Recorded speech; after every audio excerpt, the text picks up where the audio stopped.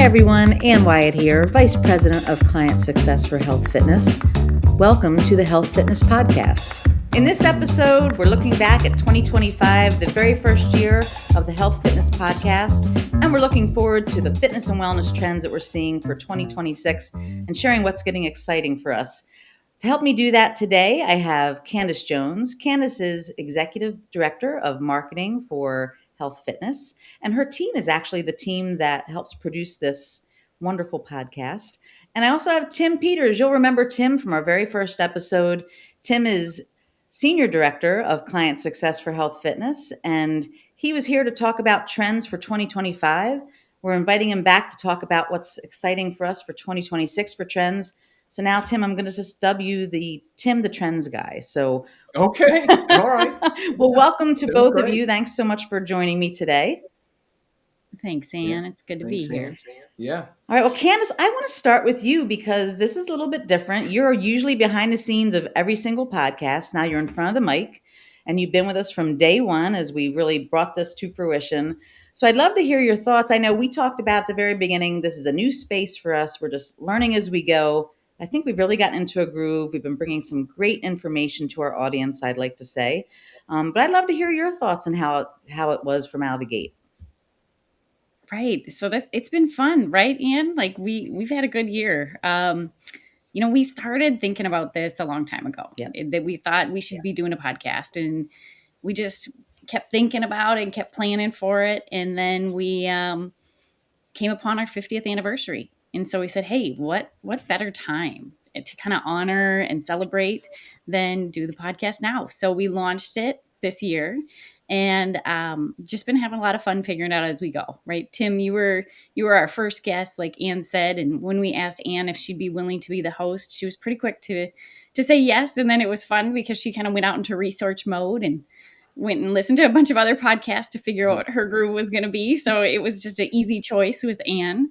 But yeah, I usually am on the other side of the camera. I'm sitting back with producers Jen and Derek, trying to kind of listen to you guys and making sure that the message is coming through right. But over time, you just nailed it. So what we did last year was we started with the trends, and then we went and we dove deep into each one of them. And we brought a guest on that just really knew that area really well. And so we got a chance to dive deep and really understand each one of those a little bit more. So yeah, it's been a good journey, and we're going to keep going. So in the next year, we've got some exciting guests lined up, and you've even been asked to be a member or a guest on somebody else and a couple other podcasts. So yeah, we're getting crazy now. What did I get myself in the hot into, right? That's right. Yeah. So just appreciate it, right? Appreciate you being along for the ride. And Tim, you're back for more. So we love it. Well, let me jump to you, Tim. As we said, you came on board at the beginning of the year. I know at that time we talked about trends, and we said, we want to look at industry research. We want to understand what's out there. We want to look at the boutiques and the commercial clubs, but we also want to listen to our clients. We want to understand what our participants are saying.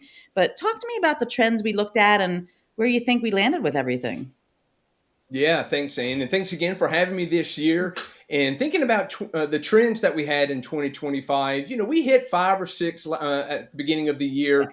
But now, looking back at it, I think 3 of them were really spot on. The first is around recreation. We've seen a huge uptick all year in recreation. And this can be from large community, broad facilities, including our corporate fitness centers. And so that's something that's really been positive. The second trend that I think really that came to fruition was around the group classes or the specialty and the cohort pieces. We've seen a lot of interest in that piece of it. And then the third, when we really think about, it's around recovery. That's something that we talked a little bit about it, and we may talk a little bit about it again today, but the recovery piece and the way that participants and clients were really interested in that concept, that definitely became a trend last year. Yeah, spoiler alert, right? Yeah, exactly. Well, why don't we dive into these new trends that we're excited about? I know we've been talking a little bit about them just between ourselves. But the first one is something that everyone is talking about, and that's artificial intelligence. I think it's making every trend list that I've seen out there. We lovingly call it AI, of course. But I think when all is said and done, we're looking at it from the perspective as how can it help advance our participants' lives out there? And so there's so many cool things. Tim, I know you're going to share some things, But we were curious right out of the gate. And so, Candace, I know you and your team did a poll to talk about AI and if people would be interested in using AI to help them personalize their workouts and get real-time feedback. And so I'd love for you to Yeah. share those results because I think that'll tell us a little something about where we are with AI. Yeah, it was a little bit surprising, because we see this train moving along. And so when we asked, we had about like a quarter of the people say, yeah, I'd love to use AI for a tailored plan.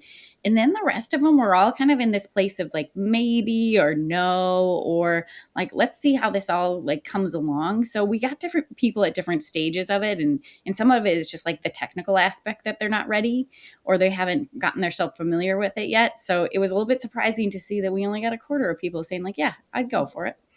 Yeah, I thought that was funny, but I feel like that's anything that's new, especially when you get into technology.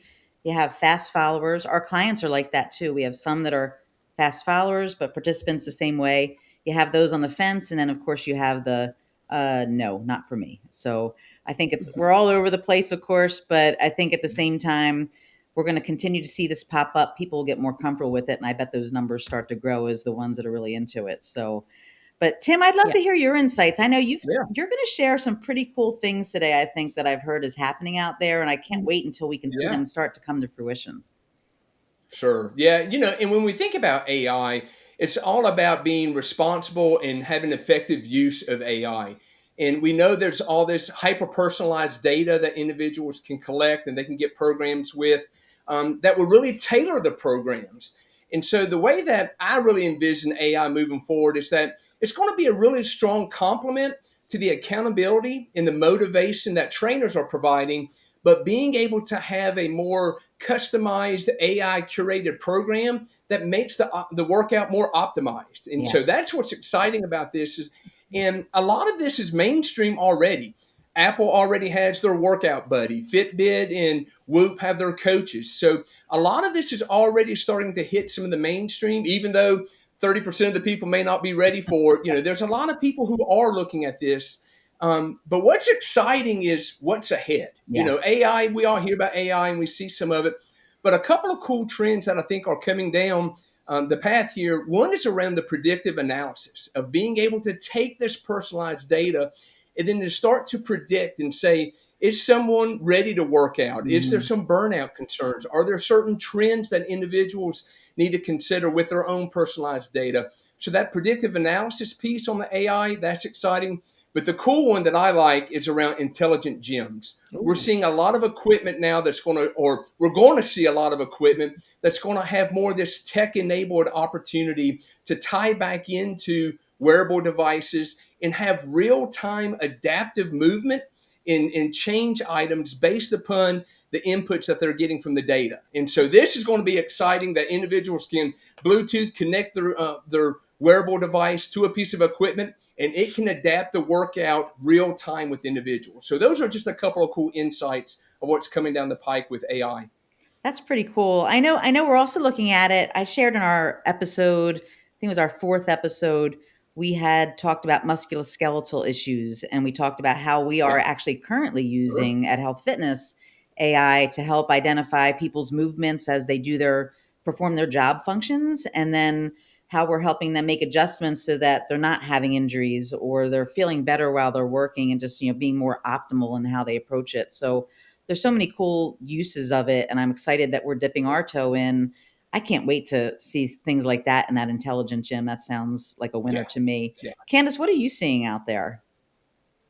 I think that, it's kind of along those lines of what Tim said, is that there's just a little bit of hesitation. Yeah. And I think that what we always caution our people on is just like, large language models are learning, right? We can trust them, but you have to take it all with a grain of salt. So like, can you get a plan out of there? Yeah, you sure can.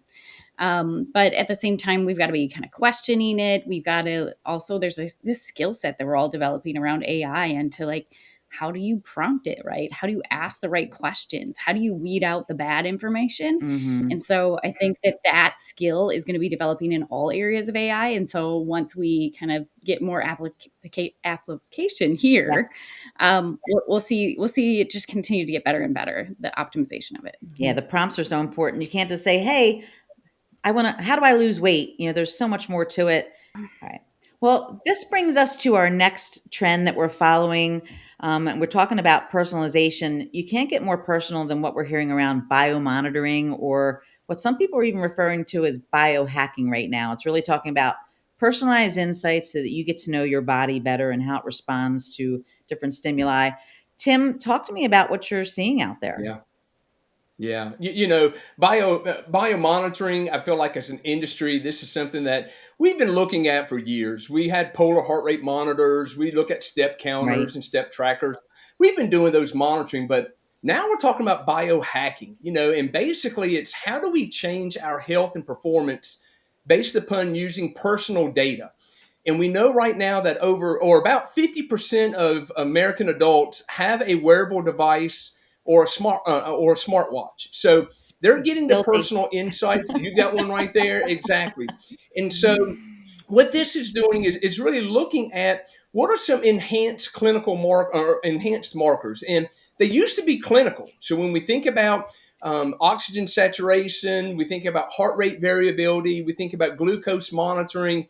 Those were items that were really in the clinical setting previously, but that's becoming more readily available now. And so what we're Mhm. seeing is that a lot of participants and individuals are interested in understanding what their own personal data is. Again, using some of the AI models that we just talked about a moment ago to be able to come up with better plans from a pre-planning, a pre-training, then once they're into the training, and then the recovery piece. What are their trends? What is their data? What's being shown about them? In American College of Sports Medicine, they always have their top 10 trends. And for 26, number 1 is wearable devices, Mm. and number 8 is data-driven technology. And so Ah, that kind of fits into this monitoring, biohacking.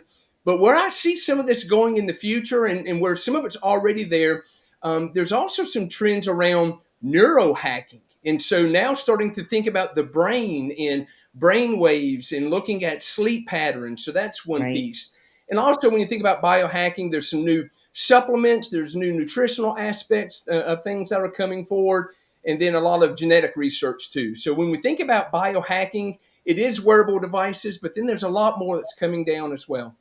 Yeah, and Right. I And I think, think it just continues go ahead, to Candace. I'm sorry. sorry.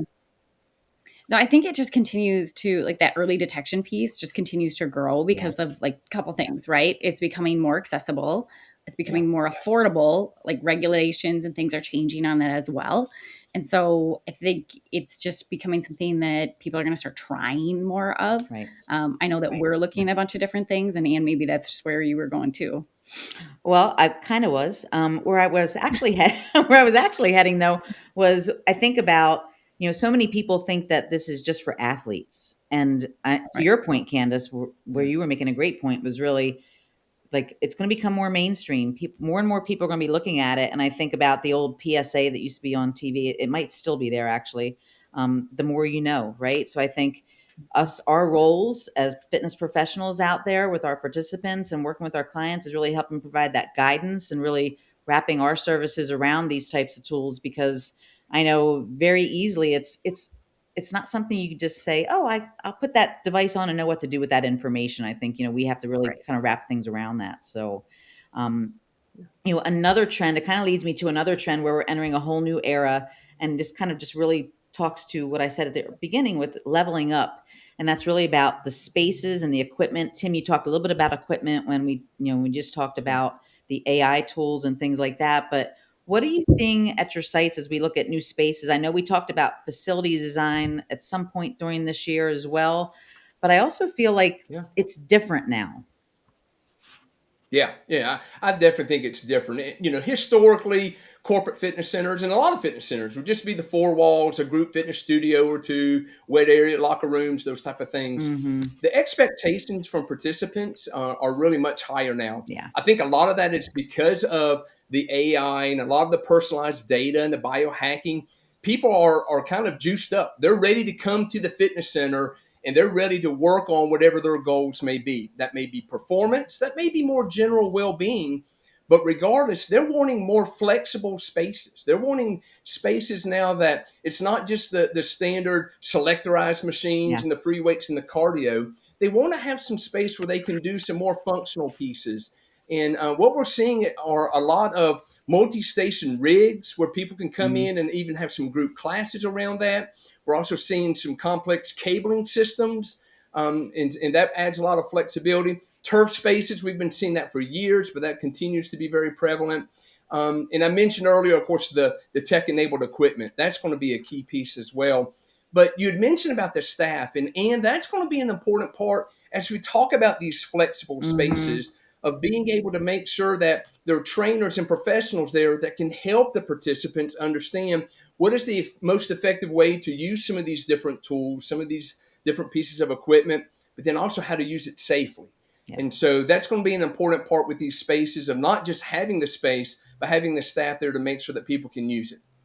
Right. And I think they're working with the space that they've got too. I was just at a client, site that they're kind of reimagining it, and they have a space that's going to be, a pickleball court, and it's going to have some open kind of group fitness space. It's going to have some functional areas. They're thinking about using it for kind of all of the education and the kind of stuff that they want to do in that way, the recreation stuff that they just want to bring people together. So it's also making the best uses of the space that they have, and they can't necessarily separate, here's my functional space anymore, and here are where all my treadmills are. So it's kind of mixing itself in. But then we're also seeing, if you went to the fitness center before and you saw somebody pushing a sled, you might be like, they're training for something. There's an athlete over there, right? You might be thinking a little bit differently. And now if you see somebody pushing a sled, it's like, that's what this next generation is doing, right? A lot more functional fitness. It's being worked into plans quite a bit more. And so it's changing a lot. They're being very intentional. All right. Well, another trend I want to talk about today is just about going outside of those four walls of the fitness center, those spaces we were just talking about, and really focusing on recreation and outdoor fitness, because we talked about it earlier in the year. It's not going away. In fact, it's only growing at all of our client sites I see. So that's exciting to me that we're seeing people really take advantage, because doing things outside the fitness center breaks down barriers, right? There may be people that never set foot in our fitness centers. They may never want to be on a treadmill. They may never want to be on any of our selectorized weight pieces, but they say, you know what, you're doing pickleball, you're doing a hike, whatever it may be, they're going to join. And so it's important that we're giving those messages that it doesn't matter where you work out. We just want you being active and moving. And so this recreation gives us the perfect way to do that. Easy for me to say, right? What I like to do though, is I think, Candace, you have some information to share about the great outdoors and what it can do, and who wants to do it. Yeah, we did a poll on this one as well. And we just basically asked, would you participate in recreation, outdoor fitness activities if your company offered them? And I was really surprised because it came back saying 70%. Yes, I love being outdoors. I love to participate. And I thought, gosh, 70 is really high. And the remainder just saying it kind of depends on the weather, or no, I'm really an indoor workouter. But that indoor group was only a 3%. Wow. So it really was telling me that we got to make more opportunities for people to get outside. And Tim, I know that's your passion, is kind of the outdoor sort of thing. So love to see what you're seeing. Yeah, we're definitely seeing that. And you mentioned at the beginning here about the recreational piece, and that continues. We all know about the pickleball craze. We all know what's going on there, but recreation can be non-fitness, non-movement. We have seen a continued increase in cooking classes and skill-based classes, so that's something from a recreation standpoint. But Candace, to your point about outdoor, we're seeing that, we're hearing that from our clients, we're hearing that from our participants. They want to go outside. They want to be able to use the space that's available. And maybe it's a sunset yoga class, or maybe it's some type of a guided meditation. We're even seeing just nature walks, through the campus, and where individuals can get together to kind of help build that community. So that's a piece of it that we continue to see. But not even on site. We're seeing some even destination opportunities where people are wanting to go on guided hikes and go off somewhere to go see a waterfall or go up to a mountain view or something like that. So there's definitely this interest around outdoor programming, outdoor spaces. People know that they can gain clarity. It improves mood. It improves the perspective. All of those things are important to it.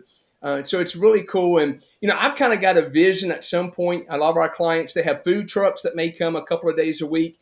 I would love to see us start having a fit truck or a fitness opportunity, like a a movement Monday or a wellness or well-being Wednesday, where we may meet at a certain place, and there can be different activities, stretching, small group classes, something like that. But again, leveraging that outdoor space and improving the mood and the clarity and the overall benefits of being outside. Yeah. I like that, Tim. Yeah, right. And I think we know too that at so many of our client sites, space is at a premium. So when you can expand your space and use the outdoors, it's a win for everybody for sure. Well, and I know you mentioned it too, going outdoors, it really helps improve the mood, helps to recharge you. And that is our last trend today that we're going to talk about. We talked about recovery earlier in the year, but it's really kind of shifted into a recharge mode. So Tim, talk to us a little bit about that, because I know you're seeing a lot of that out there. Yeah, we're seeing a lot of that. And again, recovery was big in 25, and it's going to continue to be big. But that's really focused on a lot of the hydromassage therapy or the percussion therapy or massage, those type of items. But what we're seeing now are these more intentional efforts around recharging. And I kind of think about a rechargeable battery being plugged into the wall. It's something that you have to do, and you have to wait and let it recharge and to get that charge. But when you pull it off, it's ready to go. And that's what we're seeing with a lot of clients. They're looking at different pieces when you think about assisted stretching. I have some clients that are putting in restorative spaces in office areas. So not just in the fitness center, but in office areas, to be able to provide these mini breaks. If somebody just needs to, maybe they had a difficult call, maybe they need to step away and get into another space. Breath works. That's another area that people are working on, breathing exercises to be able to recharge. So it's definitely an opportunity. And there's there could be a team building component with this as well, about having groups of people together when they're doing the breath works or while they're doing some of this more relaxing and recharging piece. So it's definitely something that's exciting, and companies are being very intentional about it.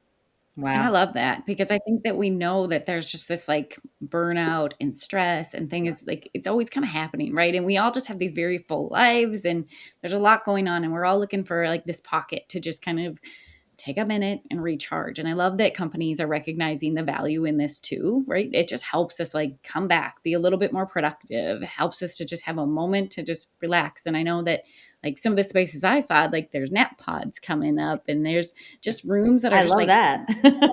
a little serene, right? You go in and you just kind of take it all in, and then you come out a little refreshed and maybe with some new perspective too. So I love that we're leaning into this, because it's just a grind right now. It's a hard pace for a lot of people in a lot of organizations. So it's a good change. You nailed it. Well, I love all of these things, and we're just about out of time. So I want to say that's a wrap on 2025. So excited that I ended it with both of you. And I have, Tim, I already did my quickie quiz with you. So I'll ask you, what's your trend that you're most excited about coming up this year?